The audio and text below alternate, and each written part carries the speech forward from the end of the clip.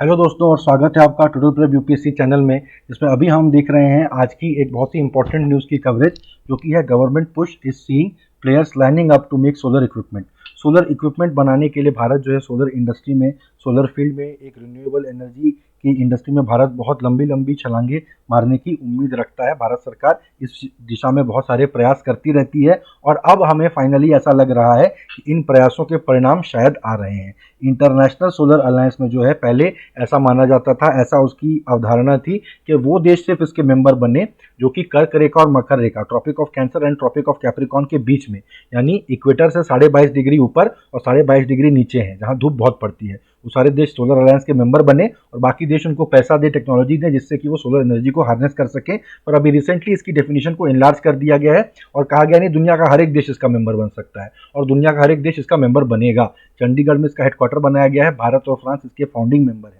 ठीक है, मोदी जी का एक बहुत ही पेट प्रोजेक्ट है सोलर वाला, जो ये पूरा मामला है। गुजरात में उन्होंने बहुत सक्सेसफुली इसको किया है, तो वो नेशनल लेवल पे भी इसको करना चाहते हैं। इससे रिलेटेड क्वेश्चन बहुत आसानी से एग्जाम में आ सकता है, तो मैं सेपरेटली इस वीडियो का कवरेज कर रहा हूँ। मुझे प्लीज़ आप बताइए कि आपको ये कवरेज कैसा लग रहा है। आगे बढ़ने के पहले प्लीज़ मेरे चैनल को सब्सक्राइब करिए, मेरी वीडियोज़ को लाइक करिए, अपने दोस्तों के साथ शेयर करिए और कमेंट सेक्शन में मुझे बताइए कि आपको कैसा लग रहा है ये वीडियो और क्या आप चाहते हैं मेरे चैनल पर। ठीक है, देखिए ऐसा एक इंडिकेशन मिल रहा है कि गवर्नमेंट की जो आत्मनिर्भर भारत है वो कुछ अर्ली रिजल्ट मिल दे रही है अब सोलर एनर्जी के स्पेस में, क्योंकि जब रिन्यूएबल एनर्जी मिनिस्ट्री ने उनको रिसीव किए हैं प्रपोजल 10 गीगावाट के फ्रेश सोलर इक्विपमेंट मैन्युफैक्चरिंग के लिए। ठीक है, तो 10 गीगावाट यानी बहुत, इस तरह के आप समझ सकते हैं कि सरकार ने जो जो अभी कंडीशंस बनाई हैं, नई नीतियां बनाई हैं कि हम हमारे देश में सोलर एनर्जी से रिलेटेड इक्विपमेंट मैन्युफैक्चर करें, तो इससे बहुत उत्साहित होकर सोलर एनर्जी की मैन्युफैक्चरिंग जो कंपनियां हैं उन्होंने इनसे रिक्वेस्ट फॉर प्रपोजल इन्होंने भेजा है भारत सरकार को 10 गीगावाट के फ्रेश सोलर इक्विपमेंट के लिए। इतना इक्विपमेंट वो भारत सरकार से खरीदना चाहते हैं। ये surge in interest in the domestic manufacturing of solar equipment है, क्योंकि सरकार ने एक ऐसा फैसला लिया है जिसकी वजह से सोलर एनर्जी मैन्युफैक्चरिंग जो कंपनियां हैं उनका उत्साह काफ़ी बढ़ गया है। वो क्या है? Two slab additional duties on imports across sectors including solar power. Solar power से को इंक्लूड करते हुए और भी दूसरे बहुत सारे सेक्टर्स में भारत सरकार ने अब इंपोर्ट ड्यूटी लगा दी है। विदेशों से सामान आने के बजाय अगर हम हमारे देश में ही सामान मैन्युफैक्चर करेंगे, यही तो आत्मनिर्भर भारत की अवधारणा है।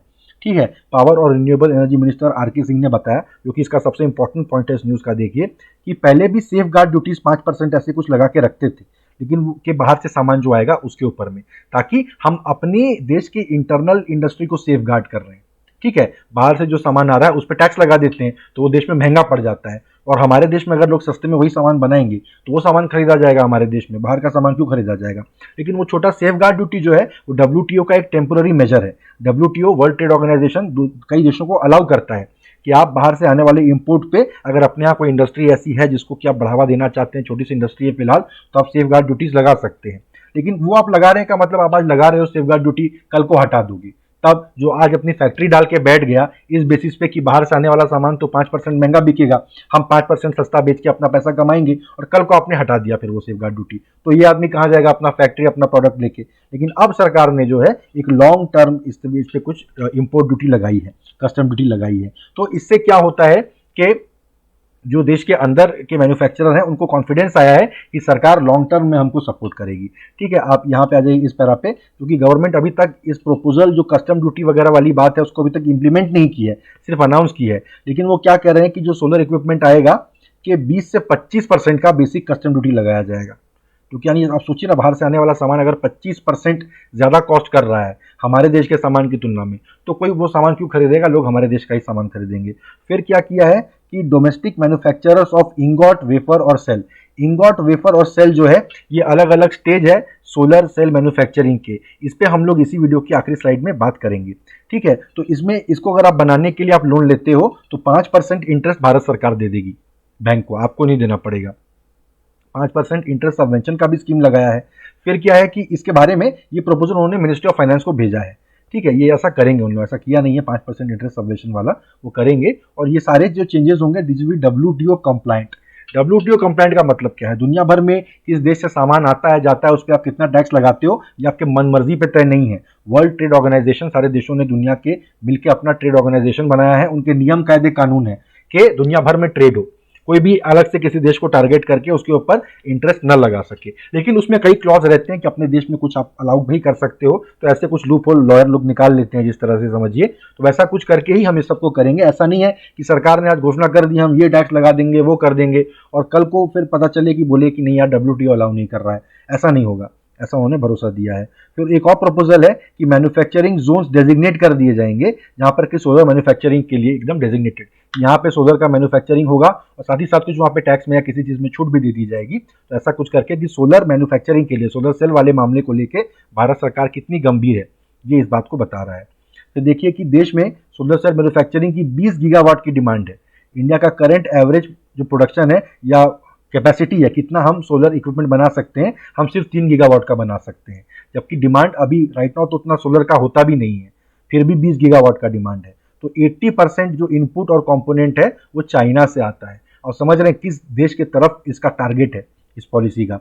अभी तक इंडिया ने सिर्फ सेफगार्ड ड्यूटीज और on import of solar equipment from China and Malaysia implement किया है, जो कि जुलाई 2021 तक एक्सटेंड कर दिया गया है at a rate of around 15%।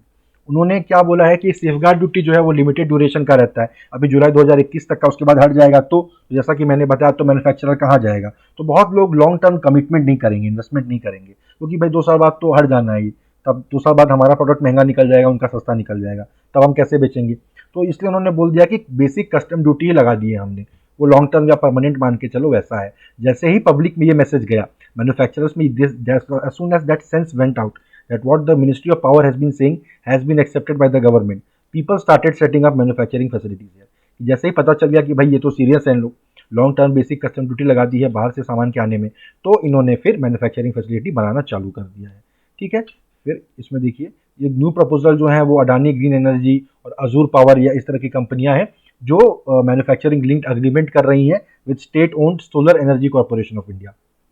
Solar energy corporation of India Bharat सरकार की एक एजेंसी है, इसके बारे में आप पढ़ लीजिए, इससे रिलेटेड आपसे सवाल पूछा जा सकता है। देश में 16 सोलर सेल मैन्युफैक्चरर हैं according to Mercom India research, of which only half have manufacturing capacity of 100 megawatt और हायर। बहुत कम कैपेसिटी हमारे देश में मैन्युफैक्चरिंग की। ठीक है, लास्ट 2 ईयर में बहुत सारा डोमेस्टिक प्रोडक्शन को इंसेंटिवाइज करने के प्रयास किए गए हैं। Safeguard duty, domestic content requirement policy.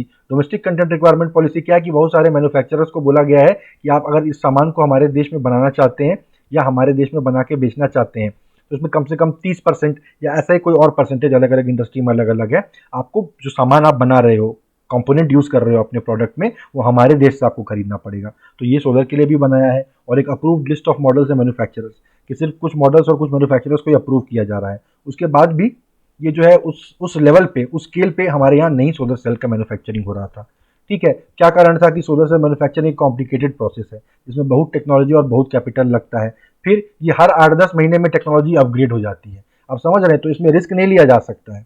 इसमें आप गवर्नमेंट पूरा अश्योरेंस दे, कम रेट पे इंटरेस्ट पे लोन दे, फिर आपको मैन्युफैक्चरिंग के लिए जगह भी सरकार ही प्रोवाइड करवा दे, तो और तब जाके और भी दूसरी फैसिलिटीज प्रोवाइड करे, कंपटीशन को भी दबा दे, विदेशी कंपटीशन को, तब जाके आप सामान इसमें बेच पाएंगे। ठीक है, ग्लोबली सोलर वेफर और इनगॉट मैन्युफैक्चरिंग जो कंपोनेंट होते हैं वो चाइना के द्वारा डोमिनेट होता है। ठीक है, तो जो कि इंडियन सोलर कंपोनेंट मार्केट में वो लोग डोमिनेट करते रहते हैं। ठीक है, देखिए अब हम आ गए हैं यहाँ पर पॉलीसिलिकॉन, सबसे बेसिक मटेरियल है वो, उसको फिर देखिए उसकी सिल्लियां बनाते हैं इंगॉट करके, फिर सिल्लियों से पापड़ जैसा आप एक थिन लेयर निकाल लेते हो, वेफर, चिप्स वेफर जैसे खाते हैं ना वैसा ये होता है, फिर उसको इस्तेमाल करके आप फाइनली ये देखिए सोलर सेल बनाते हो। आप समझ गए, पॉलीसिलिकॉन से बनता है इंगॉट, ये सिल्लियों जैसा, ईंटे जैसा, ब्रिक्स जैसा, फिर वेफर बनते हैं, चिप्स और वेफर से आप इसको याद रख सकते हैं, सिलिकॉन के ही, फिर उसी से सोलर सेल बन जाता है।